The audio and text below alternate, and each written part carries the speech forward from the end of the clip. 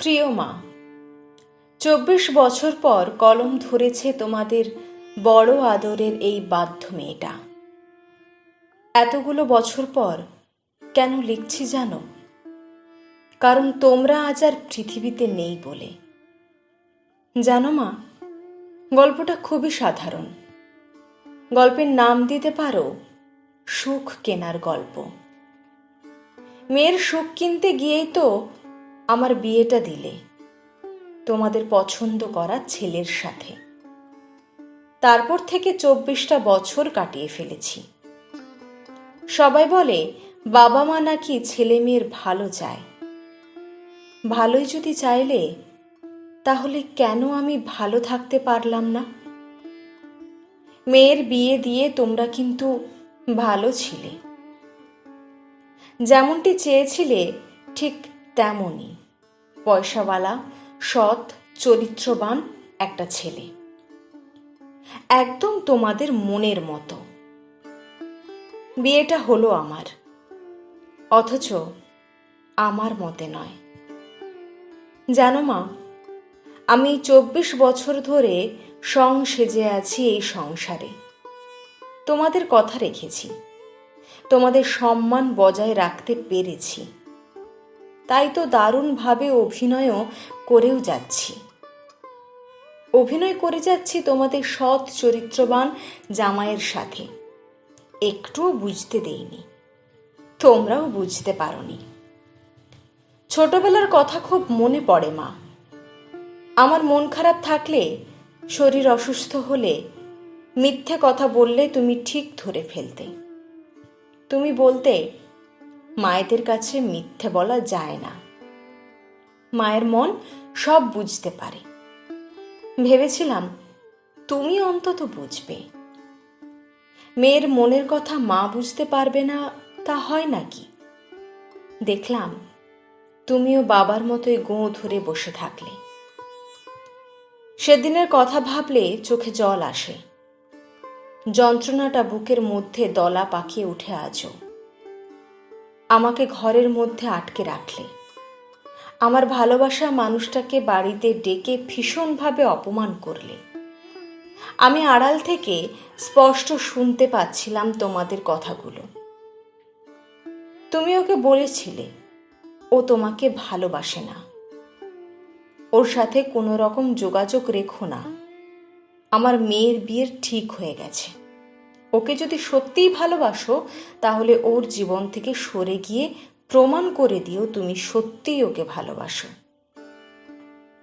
আমি শুনেও সেদিন কিছু করতে পারিনি। এক প্রকার জোর করেই, বাধ্য হয়েই বিয়েটা করে নিলাম। আমাকে নিরুপায় করে দিয়েছিলে, হাত মুখ বেঁধে দিয়েছিলে।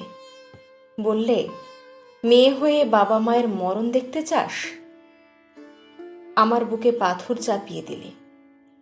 আমি আমার ভালোবাসা মানুষকে বিয়ে করলে তোমরা সুইসাইড করে নেবে। যতদিন বাঁচব ততদিন ওই দোষের ভাগিদার হয়েই আমাকে নাকি বাঁচতে হবে। জানো মা, আমাকে সবাই বলে ভাগ্যবতী। তোমাদের মতো বাবা মা পেয়েছি, অমন একটা সংসার পেয়েছি, ভালো মানুষ বর পেয়েছি। আমার আর কি চাই? ছোটবেলায় তোমাদের থেকে যা চেয়েছি তাই দিয়েছ, কোনো আবদার না করনি।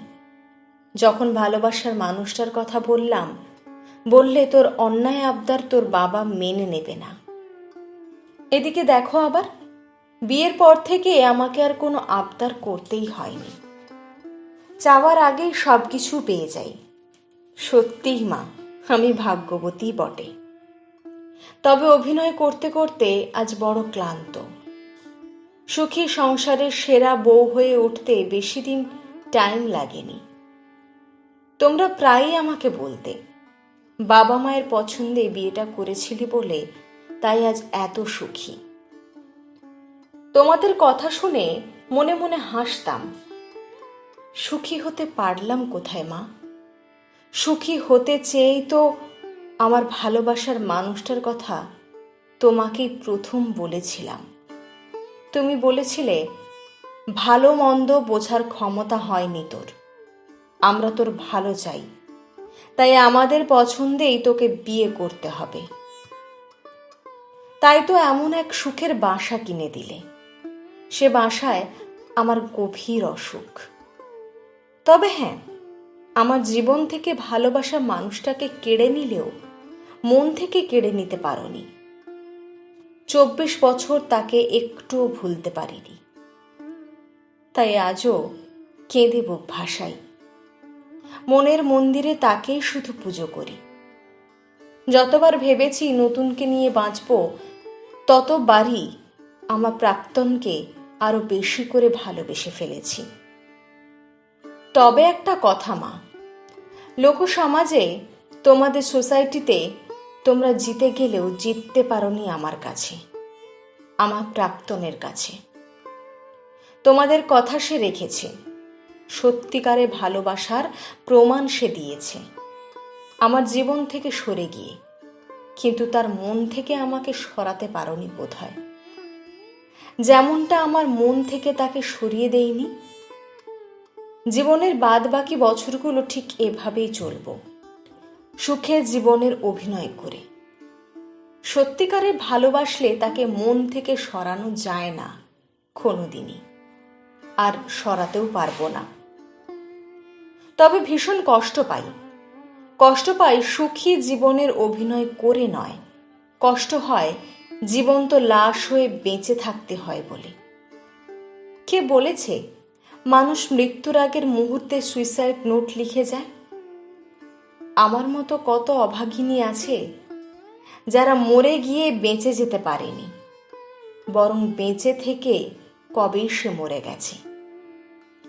আজ যা লিখলাম তা আমার মনের বেদনাই শুধু নয়, বলতে পারো এক জীবন্ত লাশের বেদনা। বিধুর সুইসাইড নোট।